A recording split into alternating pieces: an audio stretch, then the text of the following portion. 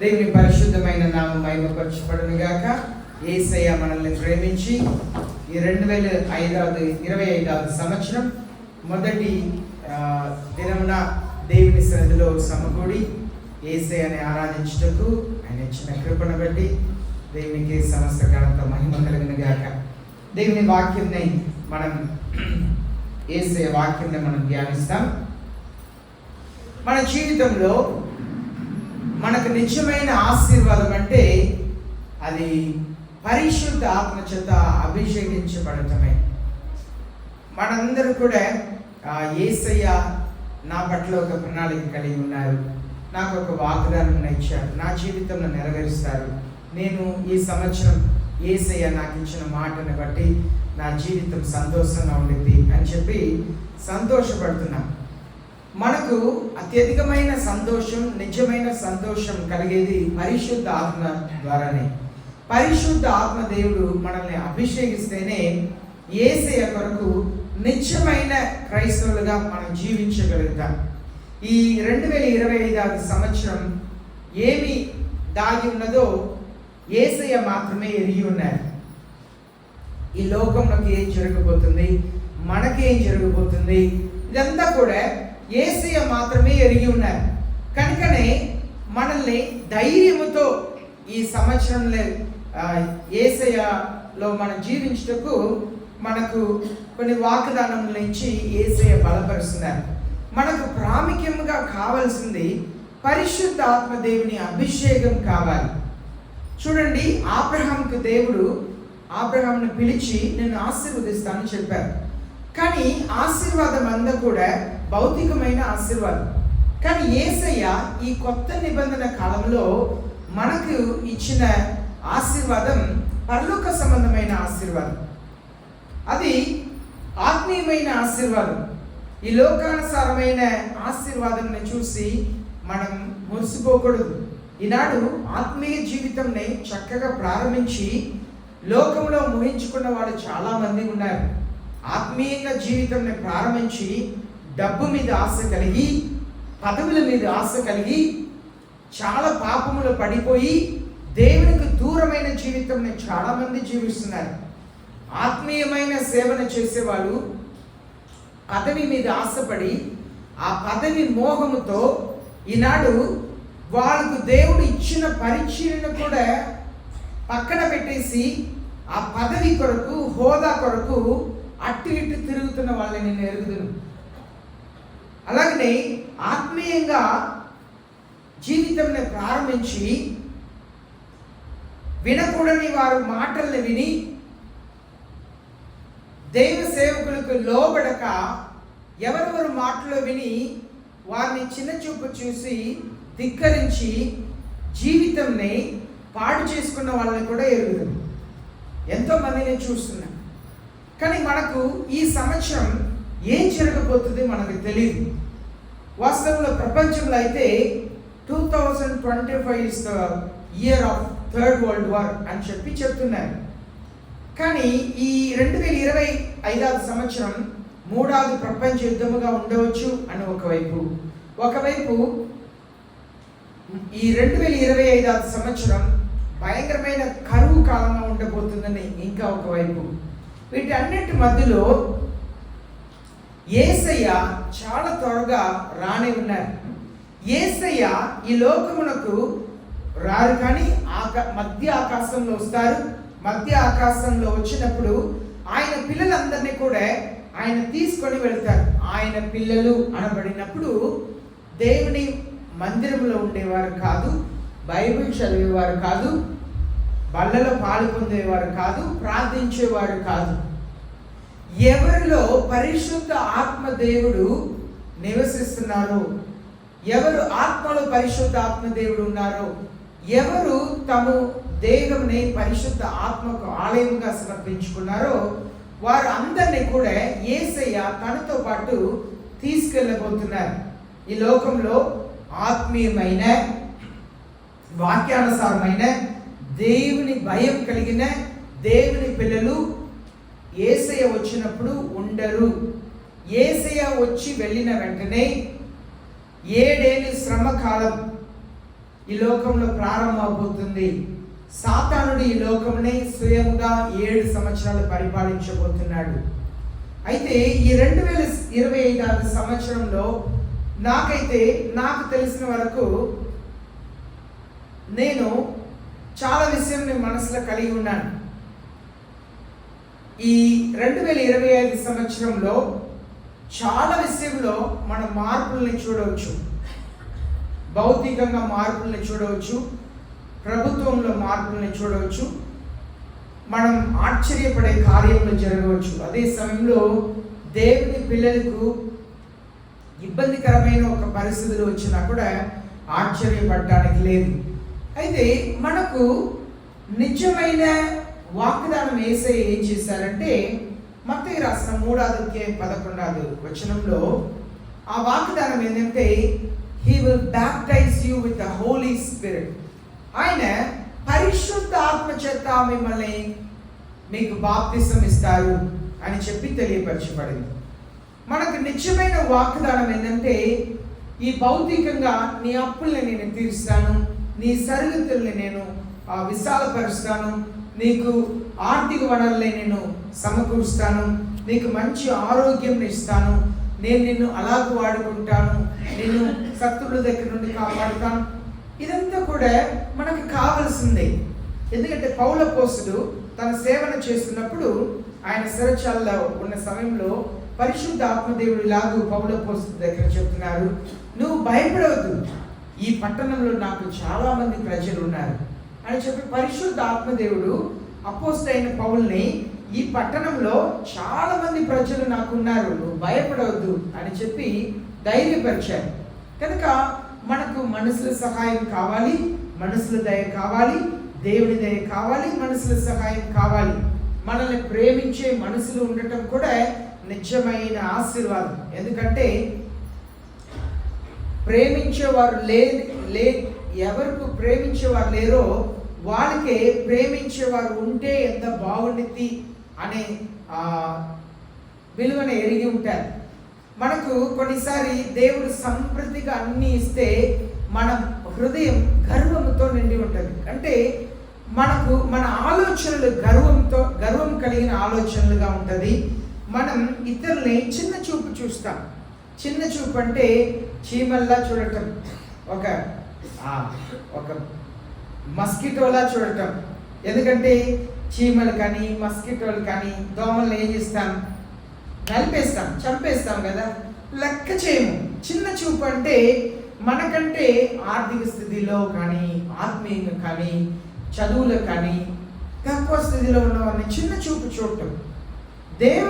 దేవుని ఎదుట మనమందరూ కూడా పరిశుద్ధ ఆత్మచేత నింపబడి ఉన్నప్పుడు, పరిశుద్ధ ఆత్మచేత అభిషేకించబడినప్పుడు మనం ఎవరిని చూసినా యేసే చూసేటట్లుగానే చూస్తాం. మనకంటే ఆర్థికంగా చిన్న వాళ్ళైనా, అనగా భిక్షగాళ్ళైనా, రోడ్డు పక్కన పట్టాలేసి పట్టాన్ని కప్పుకొని పడుకొని ఉన్న వారితో కూడా మనల్ని పోల్చినప్పుడు వాళ్ళని గొప్పవారుగానే ఎంచుతాం. ఎందుకంటే యేసయ్య అలాంటి ఉదాహరణలే మనకు చెప్పారు. రోడ్డు మీద పడి ఉన్న ఒక వ్యక్తి శరీరం అంతా కూడా కురుపులు వచ్చి కుక్కలు వచ్చి నాకి వెళ్ళే పరిస్థితిలో ఉన్న ఒక వ్యక్తి, ఆయన మరణిస్తే దేవదూతలు వచ్చి ఆయన ఎత్తుకొని వెళ్ళారంట. కనుక మన భిక్షకారుల్ని, భయంకరమైన రోగంలో ఉన్న వాళ్ళని చూసినప్పుడు వాళ్ళని చిన్న చూపు చూడటానికో అసహించుకోవటానికో నిత్యముగా పరిశుద్ధ ఆత్మ అభిషేకం కలిగి ఉంటే మనం విద్యాసమైన క్రైస్తవులుగా ఉంటాం, లోకానుసారమైన క్రైస్తవులుగా ఉండం. ఈనాడు లోకానుసారమైన క్రైస్తవులు దేవుని మందిరంలో ఉన్నారు, ఆత్మీయమైన క్రైస్తవులు ఉన్నారు. లోకానుసారమైన క్రైస్తవులు మనసుందా కూడా నేను ఎలాగో నన్ను దేవుడు ఆశీర్వదిస్తారు, నేను ఎలా ఆశీర్వాదకరంగా మారుతాను, నా అప్పులు ఎలా తీరుతాయి, నాకు ఎలా ఉద్యోగం వస్తాయి, నాకు ఎలా మేలు జరుగుతాయి, నాకు ఇలాగే ఉంటారు.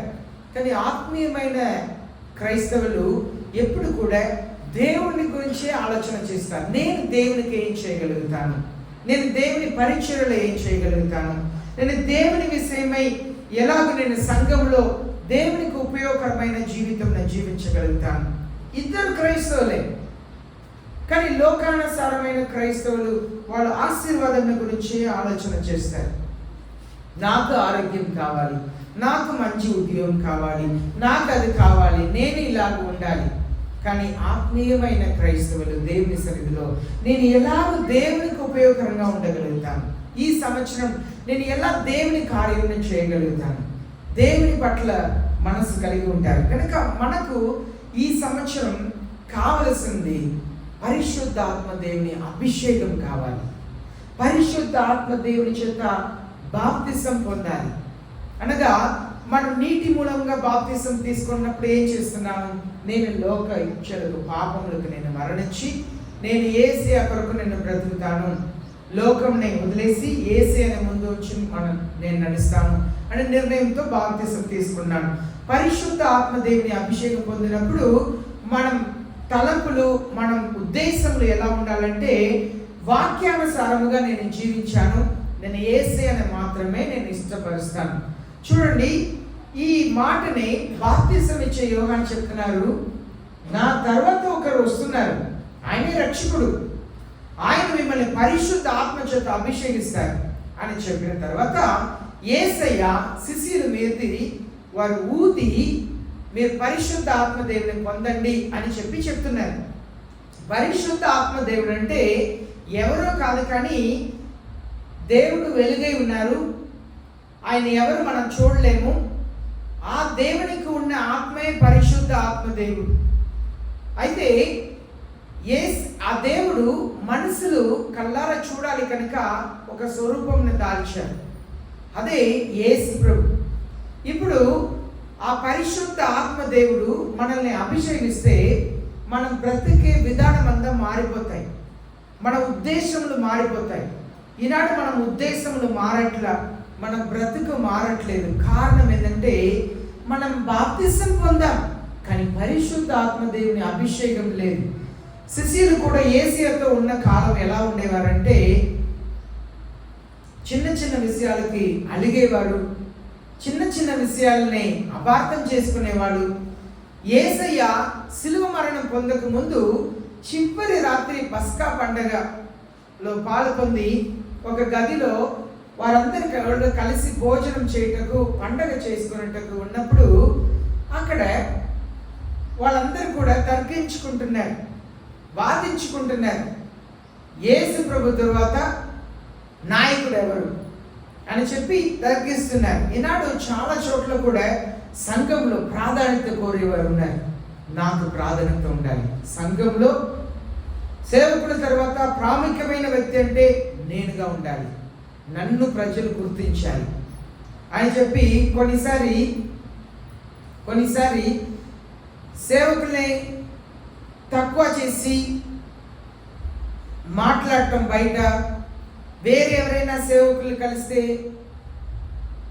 ఇక్కడ ఉన్న వాటిని తీసుకెళ్ళి అక్కడ చెప్పటం, ఇలా తాము ఘనతని కోరుకునే వాళ్ళు ఉన్నారు, సంఘాల్లో ఉన్నారు. మన సంఘంలో కాదు, ఈనాడు క్రైస్తవ్యంలో ఉన్నారు. ఈ మాట నేను చెప్పడానికి కారణం ఏంటంటే మీ కొరకు మాత్రం కాదు, నేను యూట్యూబ్లో ఈ మెసేజెస్ పెడుతున్నాను కనుక చాలా సంఘాల్లో ఉన్నారు. ఈనాడు చాలా దేవుడిని చెప్పుకుంటున్న చాలా ఆత్మల్ని మీరు చూస్తున్నారు.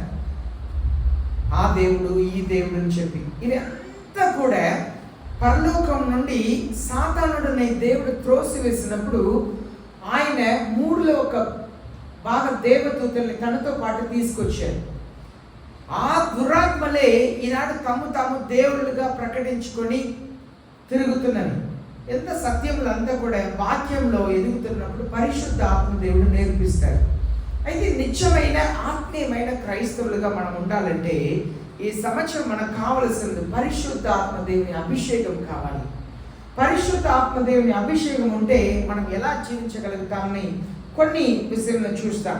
అపోస్తల గ్రంథం 1:8 ఎప్పుడైతే వాళ్ళందరూ కూడా ఒక చోట్ల సమకూడి ఏక మనసుతో ఏక హృదయంతో ప్రార్థన చేస్తున్నారో అప్పుడు పరిశుద్ధ ఆత్మదేవుని అభిషేకం పొందుకున్నారు. యేసే ఇలాగ వాళ్ళకి సెలవించారు. అపోస్తల గ్రంథం 1:8 You will receive power when the Holy Spirit has come upon you. You shall be my witness. ఆయనను పరిశుద్ధాత్మ మీ మీదికి వచ్చినప్పుడు మీరు శక్తి నొందెదరు కనుక మీరు యెరూషలేములోను యూదయలోను సమరయ దేశమంతటను. చాలు, మీరు పరిశుద్ధాత్మ దేవుడు మీ మీదకి వచ్చినప్పుడు శక్తి పొందుతారు. శక్తి పొందినప్పుడు మీకు ఏమైందంటే మీరు సాక్షులుగా మారుతారు.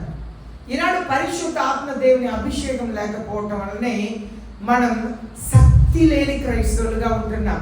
మనం పడిపోయే క్రైస్తవులుగా ఉంటున్నాం. సేవకుడైన నేనైనా విశ్వాసులైన మీరైనా మనకు పరిశుద్ధ ఆత్మ దేవుడు ఉంటే శక్తి కలిగి ఉంటాం. ఆత్మీయ జీవితం జీవించుటకు శక్తి, పడిపోకుండా యేసయ్యను వెంబడించుటకు శక్తి, యేసయ్యను వదిలిపెట్టకుండా విశ్వాస జీవితం కొనసాగించే శక్తి, ప్రార్థించుటకు శక్తి, దేవుని వాక్యంని చదువుటకు శక్తి, సహవాసంలో కలిసి ఉండుటకు శక్తి, పాపముల్ని శోధనల్ని జయించుటకు శక్తి. పరిశుద్ధ ఆత్మ దేవుని అభిషేకం కలిగి ఉన్నప్పుడు మన శక్తి పొందుతాం. ఆ శక్తిని పొందుతున్నప్పుడు మనం ఇతరులకు సాక్షికరంగా ఉండగలుగుతాం. ఇతరులకు యేసయ్యను గురించి చెప్పగలుగుతాం. పరిశుద్ధ ఆత్మ దేవుని అభిషేకం లేకపోవటం వలన శక్తి లేదు. మనం యేసయ్యలో ఎదగట్లేదు. మనం యేసయ్యని ఇతరులకు పంచట్లేదు. ఇతరులకు యేసయ్యను గురించి మనం చెప్పట్లేదు. అపోస్తలుల గ్రంథం 4వ అధ్యాయం 8వ వచనంలో చూస్తున్నాము. అపోస్తలుల గ్రంథం 4వ అధ్యాయం 8వ వచనంలో పేతురు పరిశుద్ధ ఆత్మ చేత నిండిన వారై, ఎప్పుడైతే పేతురు పరిశుద్ధ ఆత్మ చేత నింపబడ్డారో, పరిశుద్ధ ఆత్మ దేవుని చేత నిండిన ఒక వ్యక్తిగా ఉన్నారో, అప్పుడు ఆయనకు గొప్ప ధైర్యం కలిగింది. మనకు పిరికితనం ఎందుకు ఉంటుందంటే పరిశుద్ధ ఆత్మ దేవుని అభిషేకం లేదు. ఏది చేయాలన్నా పిరికితనం, ఏది చేయాలన్నా పిరికితనం అనేది దేవుడు మనకు పిరికితనమైన ఆత్మను ఇవ్వలేదు. యేసయ్య మనకు ధైర్యం ఇస్తున్నారు. అది పరిశుద్ధ ఆత్మ దేవుని అభిషేకం ఉన్నప్పుడు ధైర్యం ఉంటుంది. ప్రార్థన చేయాలన్నా ధైర్యం ఉండిద్ది, వాక్యం చెప్పాలన్నా ధైర్యం ఉంటుంది, పాటలు పాడాలన్నా ధైర్యం ఉండిద్ది, సాక్ష్యం చెప్పాలన్నా ధైర్యం ఉండిద్ది, సమస్యలను ఎదుర్కొనాలన్నా ధైర్యం ఉండిద్ది. ఎన్ని సమస్యలైనా ఆ భారముతో మనం యేసయ్యని కొనసాగించడానికి ధైర్యం ఉండిద్ది. పిరికితనం కలిగి ఉన్నవారు దేవునికి అయిష్టమైన జీవితాన్ని జీవిస్తారు. కారణం ఏంటంటే పరిశుద్ధ ఆత్మ దేవుని అభిషేకం లేదు, పరిశుద్ధ ఆత్మ దేవుని నింపుదల లేదు. ఎవరైతే పరిశుద్ధ ఆత్మ అభిషేకం చేత నిండి ఉన్నారో వారు ధైర్యం కలిగి ఉంటారు. ధైర్యం ఉంటుంది జీవితంలో. మనకు కావాల్సిన ధైర్యం, క్రైస్తవులుగా ఉండటకు ధైర్యం కావాలి. సిలువను ఎత్తుకొని నడుచుటకు, యేసయ్యను వెంబడించుటకు ధైర్యం కావాలి. లోకంలో బయట వెళ్తే నేను ఒక క్రైస్తవుడని చెప్పడానికి ధైర్యం కావాలి. మీరు బంధువులు ఎదుట నేను క్రైస్తవుడిని, నేను బాప్తిసం తీసుకున్నాను, నేను దేవుని బిడ్డని చెప్పుకోవాలంటే ధైర్యం కావాలంటే పరిశుద్ధ ఆత్మ దేవుని అభిషేకం కావాలి. లేకపోతే పిరికి వాళ్ళుగా ఉంటారు. ఎవరో ఏదో చెప్పారని, ఎవరో ఏదో ప్రశ్నించారని మనం ప్రజల ఎదుట భయపడతాం. ప్రజల్ని మనం ఫేస్ చేయలేము. ప్రజల్ని ఫేస్ చేయాలంటే, సాతానుడిని ఫేస్ చేయాలంటే, ఈ లోకంని ఫేస్ చేయాలంటే, ప్రభుత్వంని ఫేస్ చేయాలంటే, యేసయ్యని ఎరగని వారిని ఎదుర్కొనాలంటే మనకు పరిశుద్ధ ఆత్మ అభిషేకం కావాలి. ముందు ఉన్న దినములలో ఈ లోకంని సాతానుడు పరిపాలించబోతున్నాడు కనుక ఈ లోకంలో మనుషులందరినీ కూడా ఒక్క పరిపాలన కింద తీసుకొస్తాడు. మన భారతదేశంలో కూడా 1 నేషన్ 1 ఎలక్షన్ అని ఒక దాన్ని తీసుకొస్తున్నారు. అది మాత్రం దాన్ని వ్యతిరేకిస్తున్నారు. మీరు న్యూస్లో చూస్తూ ఉంటే అందరు కలిసి వ్యతిరేకిస్తున్నారు. పోయిన వారం అంతా కూడా పీపుల్ ఆఫ్ ఇస్లాం ప్రజలు ఇంకా వ్యతిరేకిస్తున్నారు. ఎందుకంటే 1 నేషన్ 1 ఎలక్షన్ అనేది వచ్చిన తర్వాత చర్చెస్ని మూసేయాలి. ఎవరు కూడా ఏమి చేయడానికి లేదంటే, ఎందుకంటే 1 నేషన్ 1 ఎలక్షన్ వచ్చినప్పుడు 1 రిలీజియన్ వచ్చింది. ఓకే, మొదటి చాలా దీని వెనక చాలా రాజకీయం ఉన్నది. దానికి ఆపోజిషన్ పార్టీ వాళ్ళు చెప్తున్నారు, వ్యతిరేకించండి, వ్యతిరేకించండి, ఇది జరిగితే మీరు బ్రతకలేరు అని. కారణం ఏంటంటే అప్పుడు ముఖ్యమంత్రులకు ఎవ్వరకు ఏ పవర్ ఉండదు. ఒక్క వ్యక్తి ఏమి నిర్ణయిస్తారో అదంతా దేశమంతా ఒకే చట్టముగా ఉండిద్ది, ఒకే లా ఉండిద్ది. కనుక అన్ని మారిపోతాయి. ఇదంతా కూడా సాతానుడు ఈ లోకంని పరిపాలించబోతున్నాడు కనుక తనకు అనుకూలంగా ఈ కార్యములు జరుగుతాయి. ఎందుకంటే దయ్యాలు మనుషుల్లో ఉంటాయి. సాతానుడు పరిపాలనకు ఆ దయ్యాలు సహకరించాలంటే మనుషుల్లో ఉండి ఆయన పరిపాలనకు కావలసిన వాటిని చేస్తుంటాయి. ఓకే, ఇదంతా ఇంకా మీరు బాగా ఆత్మీయంగా ఎదిగినప్పుడు మాత్రమే దీన్ని అర్థం చేసుకోగలుగుతారు. లేకపోతే యూట్యూబ్లో దీన్ని చూస్తే ఏదేదో పిచ్చిగా విమర్శిస్తారు. ఇది ఆత్మీయ సత్యం. అయితే పరిశుద్ధ ఆత్మదేవుని అభిషేకం ఉంటేనే మీకు ఏది జరిగినా కూడా నేను క్రైస్తవుడిని అని చెప్పగలుగుతారు. ఈనాడు ఎంతమంది క్రైస్తవులు వాళ్ళ ఉద్యోగం కొరకు సర్టిఫికెట్ల హిందూ అని చెప్పి పెట్టుకుంటారు.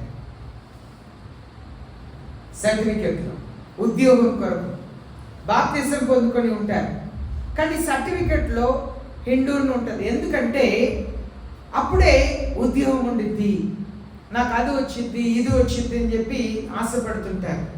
క్యాస్ట్ని వాళ్ళు మార్చరు. ఇప్పుడు భారతదేశం ఏం చెప్తుంది, నువ్వు క్రైస్తవులు అయితే ఇండియన్ క్రిస్టియన్ మార్చుకో అని చెప్పి చెప్తుంది. మనం ఉద్యోగం కొరకు మన లాభం కొరకు మనం చేయము. ఎందుకంటే క్రైస్తవులు చెప్పటానికి ఇష్టపడము. బయట దేవుని పిల్లలు బాప్తిసం పొందుకున్న తర్వాత వేరు పేరు ఇవ్వబడిన బయట వెళ్తే పాత పేరుని చెప్పుకుంటారు. బాప్తిసం ఇచ్చిన తర్వాత చెప్పబడిన పేరుని చెప్పరు, పాత పేరునే చెప్పుకుంటారు. బంధువుల దగ్గరైనా స్నేహితుల దగ్గరైనా పనిచేసే చోట్లైనా పాత పేర్లే చెప్తారు. ఎందుకు? బాప్తిసం పొందారు. బంధువులు ఎదుట సాక్షిగా ఉండే ధైర్యం చాలట్లా, ప్రభుత్వం ఎదుట ధైర్యం చాలట్లా. కారణం ఏంటంటే పరిశుద్ధాత్మ అభిషేకం లేదు కనుక పిరికితనమైన జీవితం. పరిశుద్ధాత్మ అభిషేకం లేదు కనుక పాత పేరే చెప్పుకుంటారు. ఎక్కడ ఉద్యోగం పోయింది, మీరు పనిచేసే చోట్లో వచ్చి మీకు బాప్తిసం ఇచ్చిన పేరుని పెట్టి నేను చెప్తే అక్కడ ఏమంటారు? అవునండి ఉన్నారని చెప్తారు. అలాంటి వ్యక్తి ఎవరు లేరండి అంటారు. కారణం ఏంటంటే మీకు పరిశుద్ధాత్మ అభిషేకం లేదు, పరలోకం గురించిన ఆశీర్వాదం గురించిన ఆశ లేదు, నేను దేవుని చేత అంగీకరించబడాలని ఆశ లేదు కనుక అలాంటి జీవితం లేదు. అపోస్తలుల గ్రంథం 5వ అధ్యాయం 11వ వచనంలో మనం చూస్తున్నాము. అపోస్తలుల కార్యం 5వ అధ్యాయం సంఘం అందరిని సంగతులు వినిన వారికి అందరికీ మిగుల భయము కలిగెను.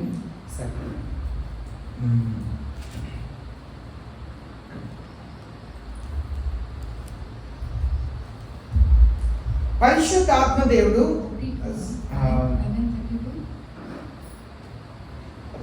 5వ అధ్యాయం 32వ వచనం చదువుతాను.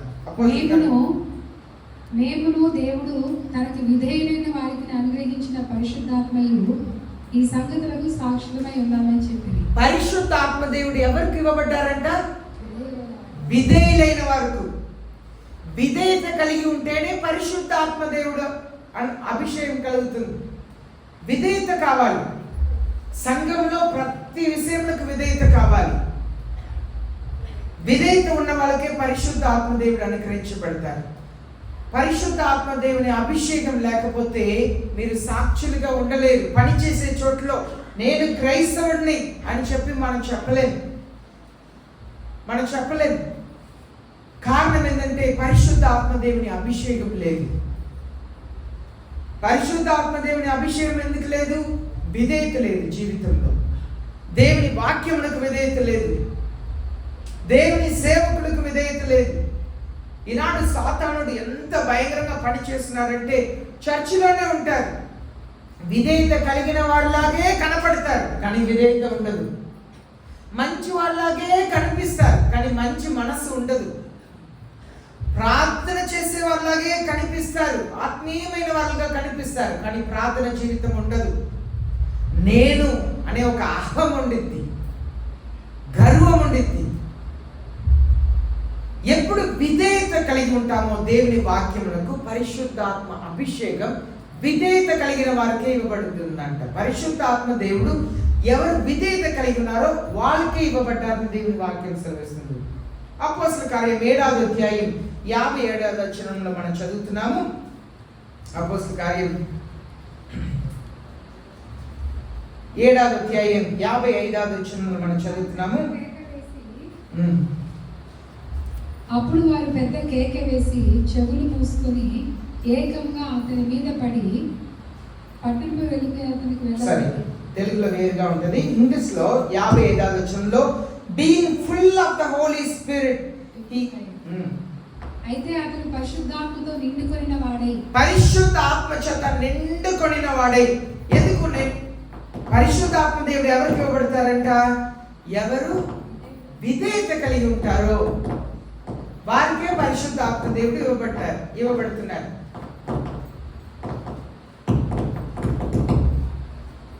ఎవరు పరిశుద్ధాత్మ దేవునికి విధేయత చూపిస్తున్నారో, దేవుని వాక్యములకు విధేయత చూపిస్తున్నారో వారిలోనే పరిశుద్ధాత్మ దేవుడు వస్తారంట. ఇప్పుడు పరిశుద్ధాత్మ చేత నిండిన వాడై, అక్కడ స్టెఫెన్ ఒక వ్యక్తి ఉన్నాడు, ఆయన్ని దేవదూషణం చేస్తున్నాడు అని చెప్పి ఆయన ఇశ్రాయేల్ ప్రజలకు, యూదులకు దేవుని సత్యంని ప్రకటించగా ఆయన రాళ్ళు వేసి చంపబోతున్నాడు.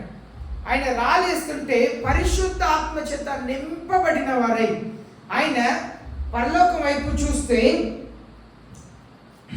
దేవుడు ఆ సింహాసనం నుండి లేచి నిలబడి ఉండటం ఆయన చూస్తున్నాడంట. పరిశుద్ధ ఆత్మ చేత నిండి ఉన్నప్పుడు దేవుని మనం చూడగలుగుతాం, పరలోకంని మనం చూడగలుగుతాం. ఈనాడు పరిశుద్ధ ఆత్మ లేకపోవటం వలన లోకంనే మనం చూస్తున్నాం. నాకే ఆశీర్వాదం వచ్చింది, నాకేం ఆశీర్వాదం వచ్చింది, నాకే మేలు జరిగింది. కానీ పరిశుద్ధ ఆత్మ చేత ఎప్పుడైతే నేను నింపబడతామో మనం పరలోకం వైపు చూస్తాం, లోకం వైపు చూడము. ఆ స్టెఫెన్ని రాలేసి కొడుతున్నారు. పరిశుద్ధ ఆత్మ దేవుడు చేత అభిషేకించబడ్డారు కనుక, బాప్తిసం పొందారు కనుక ప్రాణంనే యేసయ్య కొరకు పెట్టుటకు తెగించారు. పరిశుద్ధ ఆత్మ దేవుని చేత ఎవరైతే బాప్తిసం పొంది ఉన్నారో, అభిషేకించబడి ఉన్నారో, వాళ్ళు ప్రాణంని కూడా యేసయ్య కొరకు పెట్టుటకు ధైర్యముగా ఉంటారు. స్టెఫెన్ని అంతమంది చుట్టూ రాళ్ళు వేస్తున్నారు, కానీ నాకు యేసయ్య వద్దుని చెప్పలా, యేసయ్యకు సాక్షికరంగా ఉన్నారు. ఈనాడు దేవునికి ఇవ్వాలి అని చెప్తే ఇవ్వటం ఎలా మానాలి మనం ప్లాన్ చేస్తాం. నేను చర్చికి వెళ్ళకపోతే నేను ఇవ్వకుండా ఉండవచ్చు కదా, ఇచ్చే వాడి విషయంలో నేను తప్పించవచ్చు కదా. యేసయ్య చెప్పారు, మీరు ఏ కొలత వేస్తారో అదే కొలతతో మీకు ఇవ్వబడును అన్నారు. మీరు అన్నచ్చి కుదిరించి దిగజారినట్లుగా మీరు ఇచ్చినప్పుడు మీకు కూడా అలాగే కొలత వేయబడుతుందంట. మనకి దేవునికి ఇవ్వాలంటే మనసు రాదు, దేవుని పని చేయాలంటే మనసు రాదు. ఇదంతా బాప్తిసం తీసుకున్న క్రైస్తవులే. దేవునికి ఇవ్వాలంటే మనసు రాదు, దేవుని సేవ చేయాలంటే మనసు రాదు, దేవుని గురించి నలుగురికి చెప్పి వారిని యేసయ్య సన్నిధికి నడిపించాలంటే మనసు రాదు. కారణం పరిశుద్ధాత్మ దేవుని అభిషేకం లేదు, యేసయ్య మీద ప్రేమ లేదు. యేసయ్య మీద ప్రేమ ఉన్నప్పుడు మనం లెక్క చూడమండి. ఒక విధవరాలని యేసయ్య చెప్పారు, ఆమె 2 కాసిచ్చిందంట, ఆమెకు ఉన్నదంతా అంతేనంట. యేసయ్య చెప్పారు, ఆమెకు యేసయ్య మీద ఉన్న ప్రేమ తర్వాత ఆ సంగతిని ఆమె ఆలోచన చేయలేదు, ఆమె దగ్గర ఉన్నదంతా తీసి ఇచ్చేసింది. మనం యేసయ్యను ప్రేమిస్తే యేసయ్య కొరకు సేవ చేయాలని ఆశపడతాం, యేసయ్య పని చేయాలని ఆశపడతాం, యేసయ్య కొరకు ఏదైనా నేను చేయాలి, నా జీవితంలో దేవుని కొరకు నేను ఏదైనా చేయాలి అని ఒక ఆశ కలుగుతుంది. నా పట్ల యేసయ్య ఏ ప్రణాళిక కలిగి ఉన్నారు నేను చేయాలి. మరణంని తెగించేవారు, యేసయ్య కొరకు మరణించినకు తెగించిన స్టెఫెన్ పరిశుద్ధ ఆత్మ చేత నిండి ఉన్నారంట. పరిశుద్ధ ఆత్మ చేత నిండి ఉన్న వాళ్ళే దేవుని కొరకు ఏది చేయాలన్నా వెనకాడరండి. పరిశుద్ధ ఆత్మ చేత అభిషేకం లేని వారు ప్రతి ఒక్క విషయం లెక్క చూస్తారు. దేవుడికి పని చేసే విషయం లెక్క చేస్తారు. నేను పోయిన వారమే కదా నేను శుభ్రం చేశాను, నేను ఈ వారం ఎలా చేస్తాను? పోయిన వారం ఏం చేశాం కదా. ఎందుకు? పరిశుద్ధాత్మ దేవుడిని అభిషేకంతో నిండి ఉంటే లెక్క చూడము, పనిచేసే విషయం లెక్క చూడము. మొన్ననే కదా నేను సువార్త పనికి వెళ్ళి వచ్చాను, ఆలోచన చేయము. అవకాశం ఉన్నప్పుడల్లా దేవుని పనిని చేస్తాం, దేవుని కొరకు ప్రయాసపడతాం. పరిశుద్ధ ఆత్మ దేవుని అభిషేకం లేకపోతే మనం దేవుని కొరకు పరిచయం చేసే మనసు ఉండదండి. ఇంట్లో కూర్చుంటా, ఖాళీగా కూర్చుంటా. కారణం ఏంటంటే పరిశుద్ధ ఆత్మ దేవుని అభిషేకం లేదు. పరిశుద్ధ ఆత్మ అభిషేకం లేకపోతే అవివేకంగా ప్రవర్తిస్తుంటాం. అవివేకం, బుద్ధిహీనత. పరిశుద్ధ ఆత్మ దేవుని అభిషేకం ఉన్నప్పుడు జ్ఞానం ఉండిద్ది, తెలివి ఉండిద్ది, బుద్ధి ఉంటుంది, వివేచన ఉండిద్ది. పరిశుద్ధ ఆత్మ దేవుని అభిషేకం మనకు కావాలి, దేవుని పిల్లలైన మనకు. అపోస్తలుల కార్యం 13వ అధ్యాయం 4వ వచనంలో చదువుతున్నాము. పరిశుద్ధ ఆత్మ అభిషేకించి పరిశుద్ధ ఆత్మ దేవుడు సేవకు పంపించారట. మనం పరిశుద్ధ ఆత్మ చేత నడిపించబడిన వారిలై ఉండాలి. అక్కడ చూస్తున్నాము 13వ అధ్యాయం 4వ వచనంలో, కాబట్టి వీరు పరిశుద్ధాత్మ చేత పంపబడిన వారే సెలవుకైకి వచ్చి అక్కడి నుండి ఓడ ఎక్కి. పరిశుద్ధ ఆత్మ చేత పంపబడిన వారు, మీరు పరిశుద్ధ ఆత్మ చేత దేవుని సన్నిధికి నడిపించబడిన వారిగా ఉండాలి. ఊరికనే దేవుని సన్నిధికి రాకూడదండి. పేరు క్రైస్తవులుగా ఉండకూడదు. మనం చూస్తున్నాము, యేసయ్య పుట్టి 9వ రోజు మరియా యోసేపు దేవాలయమునకు లేఖన ప్రకారం వాళ్ళు బలి ఇచ్చుటకు వెళ్ళారంట. పరిశుద్ధ ఆత్మ చేత సీమోను అక్కడ నడిపించబడ్డారంట. పరిశుద్ధ ఆత్మ చేత అన్న ఆ చోటుకు నడిపించబడ్డారంట. మన దేవుని సన్నిధి కూడా పరిశుద్ధ ఆత్మ చేత నడిపించబడాలి. పరిశుద్ధ ఆత్మ చేత నడిపించబడినప్పుడు దేవుని వాక్యంని శ్రద్ధగా వింటాం. నాతో ఏమి దేవుడు మాట్లాడుతున్నారు, నేను ఏ విషయంలో మారాలి, నేను దేవుని కొరకు ఏమి చెయ్యాలి, యేసయ్య నా దగ్గర ఏమి కోరుకుంటున్నారు అని వస్తా.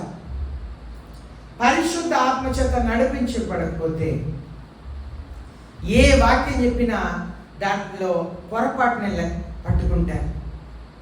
నన్ను అన్నారు, నన్నే అన్నారు అని భావం కలగటానికి కారణం ఏంటంటే పరిశుద్ధ ఆత్మ చేత నడిపించబడలేదు. పరిశుద్ధ ఆత్మ చేత పంపబడిన వాళ్ళు ఆత్మల్ని సంపాదిస్తారు, ఆత్మల్ని పరామరిస్తారు, సంరక్షిస్తారు. నీకు ఆత్మ పట్ల భారం లేదు, నీ కుటుంబంలో ఉన్న ఆత్మల పట్ల భారం లేదు అంటే నీకు కావలసింది పరిశుద్ధ ఆత్మ అభిషేకం. పరిశుద్ధ ఆత్మ దేవుని అభిషేకం లేకపోవటం వల్లనే కుటుంబస్తులే సంపాదించాలి. ఈ ఒక్క సంవత్సరంలో ఒక్క రోజు కూడా మీ కుటుంబస్తుల్ని దేవుని సన్నిధికి మీరు నడిపించలేకపోతే I question your prayer life. మీ ప్రార్థన జీవితంని నేను అనుమానిస్తున్నాను. I doubt your commitment. మీ సమర్పణని నేను అనుమానిస్తున్నాను. ఒక్క రోజు మీ భర్తని దేవుని సన్నిధికి తీసుకురాలేకపోతున్నారు, మీ కుటుంబస్తుల్ని దేవుని సన్నిధికి తీసుకురాలేకపోతున్నారు. ఒకప్పుడు పండగ క్రైస్తవులు అని పేరు పొందే వాళ్ళు ఉంటారు. పండగ క్రైస్తవులు అంటే పండగకు దేవుని సన్నిధిలో వచ్చి కనబడతారంట మిగిలిన రోజులు. కానీ మీ కుటుంబాల్లో నేను చూస్తున్నాను, పండగకి కూడా దేవుని సన్నిధికి రాని వారిని చూస్తుంటే మీరు ఎంత దౌర్భాగ్యమైన నరకములకు సన్నిహితమైన జీవితం మీ కుటుంబస్తులు జీవిస్తున్నారు ఆలోచన చేయండి. నరకంలో జపాన్ వాళ్ళు, అమెరికా వాళ్ళు, ఇండియా వాళ్ళు నరకంలో ఉన్నారంట. నేను చెప్పే ఉదాహరణ, పాత ఫోన్ ఉండేది. ఫోన్ ఒకప్పుడు ఫోన్ చేయాలంటే ఎస్టీడీ అంటారు. వేరే డిస్ట్రిక్ట్లో ఉన్నవారికి, మన జిల్లా నుండి పక్క జిల్లాలో ఉన్నవారికి చేయాలన్నా కూడా ఎస్టీడీ అంటారు. దాన్ని ట్రంక్ కాల్ బుక్ చేయాలి. ట్రంక్ కాల్ అంటే మనం ఆ టెలిఫోన్ ఆఫీస్కి ఫోన్ చేసి పలానా నంబర్కి నాకు కాల్ కావాలి అని చెప్తే వాళ్ళకి కుదిరినప్పుడు ఆ ఫోన్ చేసి మీ ఫోన్ చేసి కలుపుతారు. మనకు ఫోన్ వచ్చింది, ఎత్తితే ఇగోండి మీరు చెప్పిన వాళ్ళ లైన్లో ఉన్నారు, మాట్లాడండి అని ట్రంక్ కాల్ బుక్ చేస్తారు. అది వేరే దేశంలో ఉన్న వారికి చేసినా సరే, లేదు పక్క జిల్లాకు చేసిన వాళ్ళైనా సరే. అప్పుడంతా ఒకవేళ ఎదుట వాళ్ళు ఫోన్ పెట్టి మీరు కూడా ఫోన్ పెట్టేశారు, కానీ టెలిఫోన్ ఆఫీస్లో ఫోన్ని ఆ రిసీవర్ని మరలా పెట్టకపోతే బిల్లు ఎగిరిపోతా ఉండిద్ది. ఇది తెలిసిన వాళ్ళకే నేను చెప్పే ఉదాహరణ అర్థమైంది. ఇప్పుడు మొబైల్ ఫోన్ తెలిసిన వాళ్ళకి ఒక్క ముక్క కూడా అర్థం కాదు నేను చెప్పేది. వీళ్ళు అమెరికా నుండి, జపాన్ నుండి, ఇండియా నుండి నరకంలో ఉన్నారంట. వాళ్ళు సాతానుల దగ్గర మా ఇంటికి ఒక ఫోన్ చేయాలి అని చెప్పి అడిగారంట. అయితే అమెరికా వాళ్ళకు ఐఎస్టీ అంటారు, ఇంటర్నేషనల్ కాల్. ఐఎస్టీ చేసి ఇస్తే ఒక 5 నిమిషాలు ఫోన్ మాట్లాడిన వెంటనే సాతాను ఫోన్ కట్ చేశాడంట. ఎందుకు అంటే నీ దగ్గర ఉన్న డబ్బుకి అంతే 5 నిమిషాలే వచ్చింది అన్నాడంట. మళ్ళా జపాన్ వాళ్ళకి ఫోన్ చేసి ఇచ్చారంట. ఆయన ఒక 10 నిమిషాలు మాట్లాడిన తర్వాత ఫోన్ కట్ చేశారంట. ఎందుకు కట్ చేశారంటే నీ దగ్గర ఉన్న డబ్బుకి అంతే మాట్లాడగలుగుతా ఉన్నారంట. ఇండియా ఆయన ఫోన్ చేశారంట, వాళ్ళ ఇంటికి ఫోన్ చేస్తే మాట్లాడుతున్నారంట. పావు గంట అయింది, అరగంట అయింది, గంట అయింది, 2 గంటలు అయింది. సాతాను అక్కడే కూర్చున్నారంట, ఫోన్ కట్ చేయట్లేదంట. వెంటనే వీళ్ళు అమెరికా వాళ్ళు, జపాన్ వాళ్ళు అడిగారంట, అదేంటి నేను 5 నిమిషాలు మాట్లాడితే కట్ చేస్తావు? జపాన్ వాళ్ళు చేస్తున్నారంట, నేను 10 నిమిషాలు మాట్లాడితే కట్ చేస్తావు, ఈయన ఇంతసేపు మాట్లాడిన కట్ చేయట్లేదంటే సాతాను చెప్పాడంటే అది లోకల్ కాల్ అన్నాడంట. లోకల్ కాల్ అంటే అర్థమైందా? లోకల్ కాల్ అంటే అదే చెప్పాను, ఆ పాత ఫోన్ సిస్టమ్ తెలిస్తేనే మీకు అర్థమైంది. లోకల్ కాల్ అంటే పక్క ఇంట్లోనే ఉన్నారు, పక్క వీధిలో ఉన్నారు. అంటే దానికి అర్థం ఏంటంటే ఇండియా నరకానికి దగ్గర ఉందంట కనుక అది లోకల్ కాల్. కనుక ఎంతసేపు మాట్లాడినా సాతాను ఏం చేయట్లే. జపాన్ కొంచెం దూరంగా ఉందంట, అమెరికా ఇంకా దూరంగా ఉందంట, మన భారతదేశం దగ్గర ఉందంట. అలాగే మీ కుటుంబాలు నరకానికి దగ్గర ఉన్నాయి. మీ కుటుంబస్తుల గురించి ఆలోచన చేస్తే పండగ క్రైస్తవులు నాకు గొప్పగా కనిపిస్తున్నారు. మంచి క్రైస్తవులతో ప్రతి ప్రార్థనకు వచ్చే వారి కంటే పండగ క్రైస్తవులను చూస్తే ఆత్మీయులు కాదని అనిపిస్తుంది. కానీ పండగ క్రైస్తవుల కంటే మీ కుటుంబస్తుల గురించి ఆలోచన చేస్తే ఎంత దౌర్భాగ్యమైన వాళ్ళని కనిపిస్తున్నారు, ఎంత నరక పాత్రలను కనిపిస్తున్నారు. ఎందుకంటే దేవుని సన్నిధికి విలువ ఇవ్వట్లేదు, దేవునికి విలువ ఇవ్వట్లేదు. మీ ప్రార్థన జీవితాన్ని, మీ భయభక్తిని, మీ సేవని పరిశుద్ధ ఆత్మ దేవుడు అంగీకరించట్లే. కారణం ఏం తెలుసా అండి? మీ నోటి మాటల వల్లనే మీ కుటుంబం రక్షించబడట్లేదు. మీ నోటి మాట వల్లనే ఈ నాలుకని ప్రార్థనకు మీరు వాడట్లే. బయట పయస్గా కనిపిస్తున్నారు, పయస్ అంటే ఆత్మీయంగా కనిపిస్తున్నారు, కానీ నిజంలో అది కాదని పరిశుద్ధాత్మ దేవుడు చెప్తున్నారు. నిజముగా మీ జీవితం పరిశుద్ధాత్మ దేవుడు చెప్తున్నారు అలాంటి జీవితం కాదు. ప్రియమైన దేవుని జన్మ, ఈ 2025 సంవత్సరం మనకు ధైర్యం కావాలి. దేవుని కొరకు జీవించటకు ధైర్యం కావాలి. దేవుని కొరకు వాడబడటకు ధైర్యం కావాలి. దేవుని పని చేయుటకు ధైర్యం కావాలి. దేవుని గురించిన సాక్ష్యం చెప్పుటకు ధైర్యం కావాలి. కుటుంబంలో సంపాదించుటకు ధైర్యం కావాలి. వీటన్నిటికీ 2025 సంవత్సరం మనకు కావాల్సింది పరిశుద్ధాత్మ దేవుని అభిషేకం. పరిశుద్ధాత్మ దేవుని అభిషేకం ఉంటే మీరు తెగిస్తారు, ప్రాణంలోకి తెగిస్తారు, ధైర్యంగా ఉంటారు. స్టెఫెన్ అభిషేకించబడ్డారంట, పేతురు అభిషేకించబడ్డారంట, పౌలు అభిషేకించబడ్డారంట, పేతురు అభిషేకించబడ్డారు, ధైర్యంగా వాక్యం చెప్పారు. స్టెఫెన్ అభిషేకించబడ్డారు కనుక ప్రాణంని తెగించి దేవునికి సాక్షిగా నిలబడ్డారు. పరిశుద్ధ ఆత్మ చేత పౌలు అభిషేకించబడ్డారు కనుక పరిశుద్ధ ఆత్మ సహాయంతో దేవుని పరిచయం చేయగలిగారు. మనకు కావాల్సిన పరిశుద్ధ ఆత్మ దేవుని అభిషేకం. అందరూ కూడా మోకరిస్తాం, ప్రార్థన చేస్తాం. ఒక మాట అడుగుతాం, అయ్యా నాకు ఆహారం ఇచ్చాను, మంచి వస్త్రం ధరించుకొని వచ్చాం, చాలా వరకు కొత్త బట్టలు ధరించుకొని ఉన్నారు, కొత్త సంవత్సరం కొత్త బట్టలు ధరించుకొని ఉన్నారు, కానీ పరిశుద్ధాత్మ దేవుడు లేరు.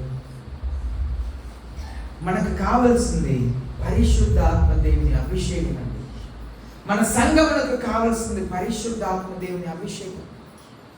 పరిశుద్ధాత్మ అభిషేకం కలిగిన పేతురు ధైర్యంతో దేవుని కొరకు మాట్లాడారు.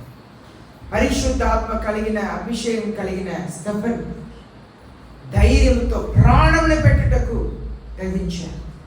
పరిశుద్ధాత్మ చేత అభిషేకించబడిన పౌలు దేవుని పరిచర్య కొరకు బయలుదేరారు.